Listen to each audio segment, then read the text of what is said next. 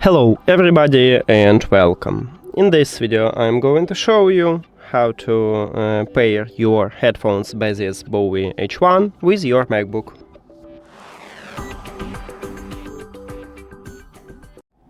You have to start by click at the Bluetooth button at the top, but if you don't have this icon you need to go to the control panel and click at the Bluetooth here.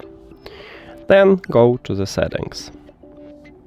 After that, we need to turn on these headphones.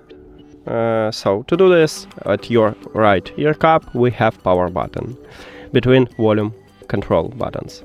And you need to press and hold it until you will see that the LED light near to USB-C port start blinking white. Here we go, we just turn on it. Now we need to enter pairing mode. To do this, at the left ear cup we have ANC button, and you need to press and hold it until the LED lights start flashing white and red. So press and hold, and as you can see, just starting. So we should see these headphones as device list, and right here we have it. Click connect near to it, and we did it.